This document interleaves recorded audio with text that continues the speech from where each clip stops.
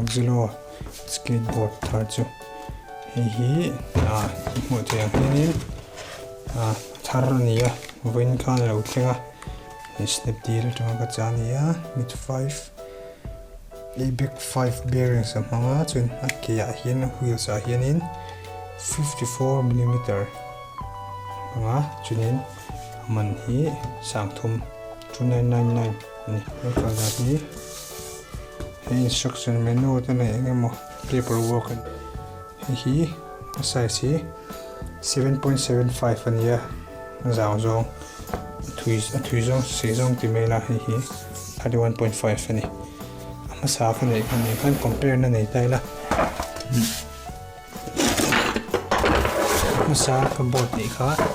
hi ni ya muangin hi zok hi 8.125 ania hi 7.75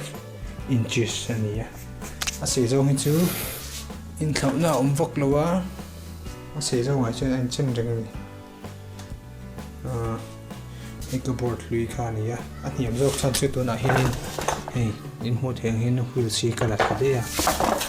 hi wheel se oma hemi joinin hemi truck hi ta hin vo kan tum don ni aman thei ka ringa chu ti utum china si zo hin ti chin king chin taila tu zo ngai lien jok ti thei mai oma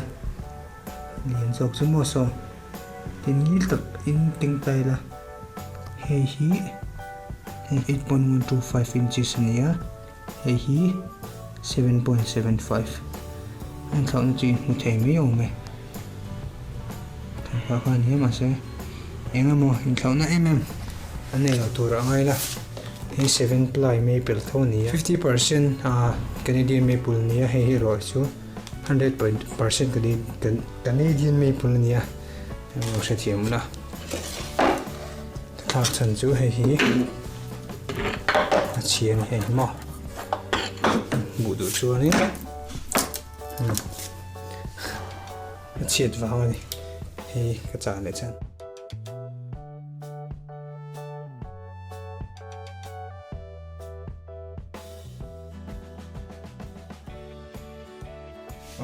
cái gì trong khoa này mà thành chế bút cái này cái gì trong khoa này mới để